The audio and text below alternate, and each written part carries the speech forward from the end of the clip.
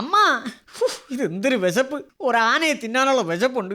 ഇതെന്തൊരു ആളും അനക്കൊന്നും ഇല്ലല്ലേ. ശീലാവതി അമ്മ, എന്തിനാടാ വിളിച്ചു കൂവുന്നത്? ഓ, ഇവിടെ ഇരുന്നിട്ടാണല്ലേ മിണ്ടാത്തത്. മണി 1 കഴിഞ്ഞ്. അതിന് എനിക്ക് വിശക്കുന്നെന്ന്. ചോറുതാ അമ്മ. അച്ഛനോട് പോയി പറ. അച്ഛനെങ്കി അച്ഛൻ. ഓൾഡ് മാൻ എവിടെ? ഓൾഡ് മാൻ ഇവിടെ ഉണ്ട്. അച്ഛാ, വിശക്കുന്ന അച്ഛാ. അമ്മയോട് പറ. അമ്മയോട്? ആ, ഇതെന്തോന്ന് ഫുട്ബോൾ കളിയാ? അങ്ങോട്ടും ഇങ്ങോട്ടും കിടന്ന് തട്ടണത്. അമ്മ വിളിക്കണ്ട, ഞാൻ ചോറ് വെച്ചില്ല. രണ്ടും കൂടി എന്ത് ഭാവിച്ചാണ്? എനിക്ക് സത്യമായിട്ടൊന്നും മനസ്സിലാവുന്നില്ല. എന്താണ് പ്രശ്നം? അതെ, ഇവിടെ ആർക്കാണ് ഉത്തരവാദിത്തം? എന്തിന്റെ? വീട്ടുകാര്യത്തിന്റെ. അത് അച്ഛനാണ് എന്ന് പറയാൻ പൊന്നുമാൻ എന്താ ഒരു മടി? അയ്യടാ, ഒരു ചുമതലക്കാരൻ. തനി ഒരു ചായ പോലും ഉണ്ടാക്കാത്തയാളാ ചുമതലക്കാരൻ ചമയുന്നത്. ഐശ്വരി, യുദ്ധം തുടങ്ങിയത് ഞാൻ അറിഞ്ഞില്ല. എടാ പുഷ്കര, ഇന്ന് വരെ കടയിൽ പോയി 1 ഇഞ്ച് കഷണം പോലും മേടിക്കാത്ത ആൾക്കാണോ വീട്ടുകാര്യത്തിൽ ശ്രദ്ധ? അത് അമ്മയോട് നേരിട്ട് ചോദിച്ചാ പോരെ? ശീലാവതി കൊച്ചമ്മയുടെ ചെവിക്ക് കുഴപ്പമൊന്നും ഇല്ലല്ലോ. ദേ, ഞാൻ വല്ലതും വിളിച്ചു പറയേ.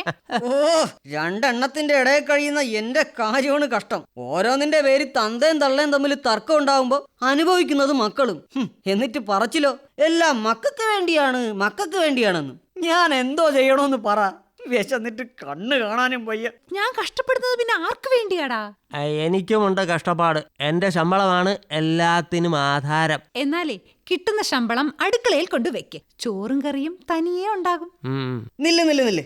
അപ്പോ രണ്ടിന്റെ ഈഗോയാണ് പ്രശ്നം. അച്ഛന്റെ ശമ്പളം വേണം, അമ്മയുടെ അധ്വാനവും വേണം. അതീ തർക്കമില്ലല്ലോ.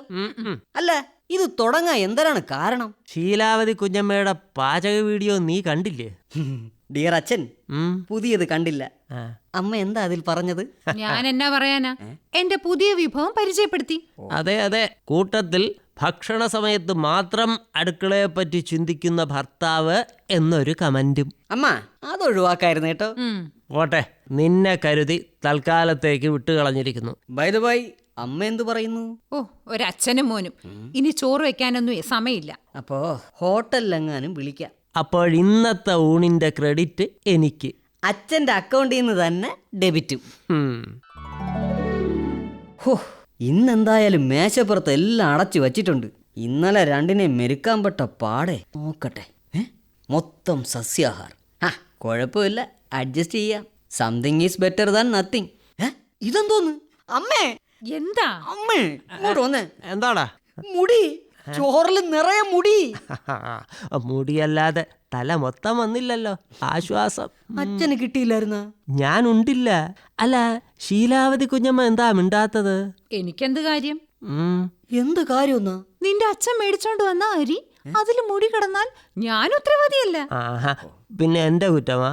എന്റെ തല കണ്ടാൽ ശത്രുക്കള് പോലും ഇങ്ങനെ പറയില്ല.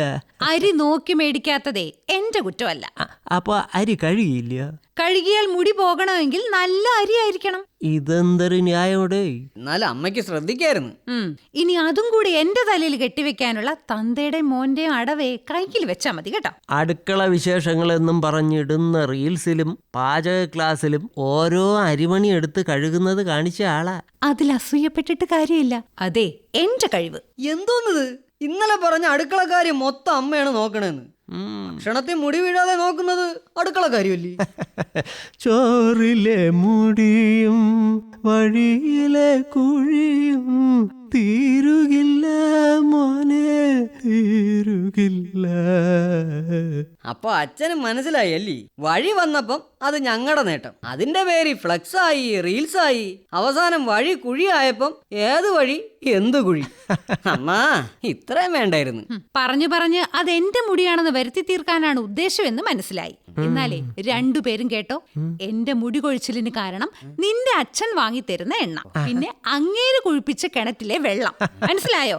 അതുകൊണ്ടേ ഈ സംഭവിച്ചതിനും നാളെ സമാനമായി സംഭവിക്കാൻ സാധ്യതയുള്ളതിനും നിന്റെ അച്ഛനാണ് ഉത്തരവാദി. കൂടുതൽ പറയാൻ ഉദ്ദേശിക്കുന്നില്ല, ഞാൻ പോകുന്നു. ഇനി ഞാനൊരു സത്യം പറയാം. അമ്മയ്ക്ക് രാഷ്ട്രീയത്തിൽ നല്ല ഭാവിയുണ്ട്. ഇന്നും ഭക്ഷണത്തിന് ഓൺലൈൻ ബുക്കിംഗ് തന്നെ ശരണം. നിന്റെ അമ്മൂമ്മയ്ക്ക് ശീലാവതി കുഞ്ഞമ്മയെ കിട്ടിയതും ഈ ഓൺലൈൻ ഡെലിവറി വഴിയാണോന്നാ എന്റെ സംശയം. പിന്നണിയിൽ രാജ്മോഹൻ കൂവളശ്ശേരി, അശ്വതി ബാലചന്ദ്രൻ, റെജു കോലിയക്കോട്. രചന എസ് നാരായണൻ നമ്പൂതിരി.